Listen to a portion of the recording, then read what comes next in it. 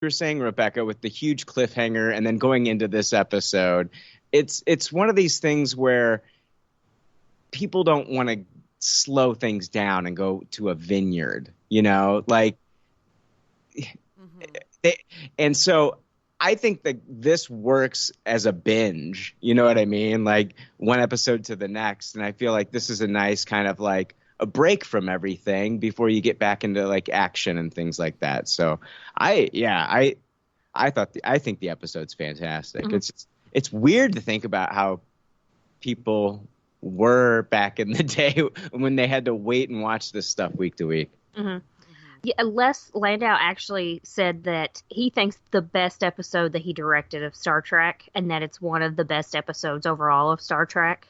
Just, in the writing and all that, and I absolutely have to agree with that. Oh, it's so good. I mean, so we'll just get into it real quick, because I did say that in the beginning that I thought this was in some ways better than the best of both worlds, and they're two very different episodes. Like, if we're talking about action, in this episode, like, there's like zero action except for two old dudes fighting in the mud at the end. So if that's your speed of action, have at it. But there's no Borg fighting, there's no phasers, there's no photon torpedoes. Like, heck, there's not even Data in this episode. No, Data's not even in this episode. There's not even robots or anything. No, you can't even say there's a robot in this episode. Like, it's very low-key. And, when Picard goes home, and we find out that his brother is, like, really obsessed with, like, preserving, quote-unquote ancient traditions, which are our current traditions of sort of doing things by hand and all that. It's a very different aspect to sci-fi, but I think this episode, when we think about everything that Jean-Luc Picard has been through up to this point, being kidnapped by the Borg, being turned into Locutus, being used as a weapon of mass destruction against people that he knows, this episode makes perfect sense. This is the perfect follow-up, and it's a chance for us to see the human side of Picard and not the captain who's always in control. And I think that's smart. That goes back to what I was saying. Like, they're on Earth, and like this episode just encapsulates the crew's humanity. It's just Picard's humanity. I really appreciated that about this episode, and I think like. It's got a perfect title too, Family. It's Family Day on the Enterprise. Mm-hmm. You know what I mean? So it's, and I think Picard really needed this. Yes. Mm-hmm. Yeah, I mean, Brooke, you kind of joked about it, saying, when you have trauma, what do? You go home and have more trauma. And I mean, that's exactly what happens to Picard in this episode. Like, he goes home to more trauma, more digging up of painful memories, but it turns out that that's exactly what he needed to, just like to finally exorcise that last bit of what the Borg did to him. And, he needed this and didn't even realize he needed it. Yeah, a little bit he did realize he needed it, because when the next scene, such a great segue, we have Picard in his quarters and Troy is there talking to him. She's talking to him, and of course she's doing her asking lots of questions and then answering questions with questions thing that they make her do when they're like, what do we do with a... Isn't she like every sitcom husband's wife? You know what I mean? Yeah. It's like, they're like, we have a telepathic therapist. How are we supposed to make her act? I'm surprised, like, Ray Romano didn't show up and go, damn, Ra, like, jeez Louise. It's like, I like her, and there's some good, sometimes, there are some good points in the series with her, but a lot of the time, this is what we get, and it's disappointing. She's that. I mean, one thing I will hold against Star Trek I think it's gotten way better as we've gotten further into the franchises. But one thing that they really did not capitalize on in Next Generation was writing better female characters. They never knew what to do with Troy because they gave her this ability to sense emotions, and then they didn't know how to use it right. Because then that's the thing, right? She can sense emotions. So, like, if she uses her power every episode, the episode's over in 5 minutes. How fucked up that? Like, the thing is, it's like the women always have been told, like, oh, they're more emotional. And so, like, does it help that you've made this character have that ability? Yeah. Does help it? Is that helping anything? No, it's not helpful. They didn't know what to do with her, and it's not like she's a dumb character. Like, she's a lieutenant commander. That's her rank, and they put her in Starfleet clothes all the time. They really played up her sexuality. They really sexualized her a lot in this show, and like they could have done a lot more with her.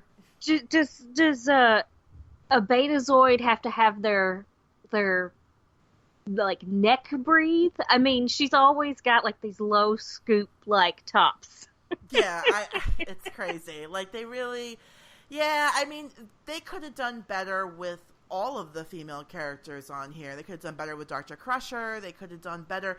You know, losing Denise Crosby was a missed opportunity to keep another woman on the show, but that's a conversation for another time. Right. Well, you know, Troy is kind of questioning Picard, wanting to know why he wants to go back home, and he's like, well, wouldn't you go back to your family? And she's not really against him leaving because he never takes a vacation, but she's really against him going back because, you know, she kind of knows how it all is there and how he hasn't been back in a long time. And she's wrong. Yeah. Right? At the end of the day, right? Right? Because he was right. You know, he was saying that's what he should do, and that's what he did, and it turned out to be the best plan of action. Why don't we get that follow-up where, you know what I mean? Where Picard's like, I was right and you were wrong. Yeah. But you know what's interesting is I actually took that scene very differently. I hear what you guys are saying, and I think it definitely it is brought across that she thinks he's wrong for going there. I took it as that she was trying to make him admit why he wanted to go home. I think she wanted him to delve deeper. She's doing the thing that all therapists do, right? You know, if you've ever been to therapy, right, you say, oh, I feel sad. Well, why TV therapists definitely do it. Well, yes, that's true. But, like, even more than, like, some real therapists. Right. But it's all for exposition, right? So it's like, well, why do you feel that way? Oh, you want to go home? Is that the best thing? Why do you think it's the best thing? Why do you think I'm asking these questions? You know, so it's like I feel like she's doing like the therapist thing here of trying to make him come to a deeper understanding of why he wanted to go home, because he kept saying, oh, I feel great. You know, all my injuries are healing. And she's like, yeah, the ones you can see. And that's, I think, what she's trying to make him face, the harder recovery of a mental recovery. Yeah, but see, I understand her concern. I'm sorry for cutting you off. I understand her concern, but on the flip side, like, I understand where he's coming from. He's the captain of the ship. He can't show weakness, even though he feels weak in the moment. And that's one of those things where it's like he can show weakness before his brother and family, because, like, that's what they're there for. And maybe, you know, and hopefully they'll build him back up. But showing weakness in front of other crew members, even now, I feel like, you know, even after, you know, what's happened to him, I think he made the right decision. Going the right decision, and he acted appropriately in this scene, in my opinion, as captain of the Enterprise. Yeah, sorry, go ahead, Brooke. I was gonna say, I think that he kind of not that he necessarily thought that all of his sort of emotional and mental anguish from the assimilation was gone necessarily, but a way to sort of talk himself into that was saying that he doesn't have nightmares anymore, you know? Mm-hmm. So, and because he's trying to get back to who he was, because we do hear him say later that they took everything that he was, and, you know, and that he's kind of, I don't know if perfectionist would be the right word, but he's always someone who tries to do his best and do what's right and to his greatest ability, and he couldn't do this. Right. And you are absolutely right, Brian. Like, I don't disagree with you. As the captain of a starship, like, he cannot show weakness in front of his crew, even though in this moment, you know, Counselor Troy is his doctor. Like, she is his mental health provider, and this should be the person that you can be your most vulnerable with, but she's also a member of his crew. And so it is a fine line that he walks here in this conversation with her, and I think this does set up the remainder of the episode really well, though. I think it does set up, because it makes us question now, too, like, oh, he hasn't been home in 20 years, and now he's going home. Oh, boy, what's going to happen? Like, I think that this sets it up perfectly. Mm-hmm. I agree. On another note, I love their little, like, container, like, suitcases that they take places whenever people are packing to go somewhere. Yeah. Luggage of the future, everybody. It's hilarious. I'm sorry. I also love, and we see a lot of non-Starfleet clothes in this episode, too, like a lot of civilian clothes, which I always love whenever you see, like, your Star Trek characters out of uniform. Especially Picard. Picard's rocking that low V-neck. Yes, like, a lot of Sir Chest hair. Yes, a lot of Sir Chest hair is right. There was one point. He looked like he was on his way to. He looked like Geppetto. Like he was on his. He looked like he was on his way to make a puppet. You know what I mean? Listen, Geppetto's never been that smooth as Captain Picard. I'm saying, like, here, Geppetto, when he wears those clothes, doesn't look like Picard could wear horse manure, and you know what I mean? Yeah. Like, there was one point where he says something to his sister-in-law, and just the way that Patrick Stewart conveys it, I'm like, what a smooth motherfucker.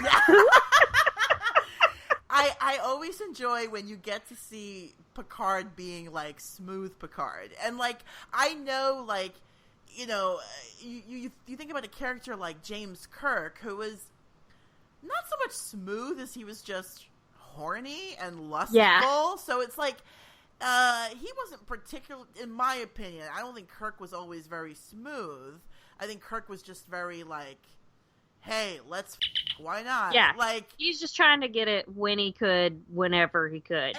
Wherever. Okay, yeah. Kirk is the guy you meet on Tinder, and Picard is the guy you meet, like, on Bumble or Plenty of Fish. Like, that's how it is. Like, you know what I mean? Like, Kirk just wants that one-night stand you get on Tinder. It's all he wants, right? He see you never, or maybe later, who knows? And Picard's the guy that you might call in a couple of weeks and be like, hey, do you want to hang out again? You know? That is the best explanation of those two captains. Thank you. It really is. Thank you very much. Thank you. Now, Riker is definitely a Tinder guy. Like, he's absolutely, like, he's definitely the Kirk archetype. Definitely. Yeah, for sure. I just thought about, there's the gif of Riker, like, stepping over the chair to sit in it. Oh, God.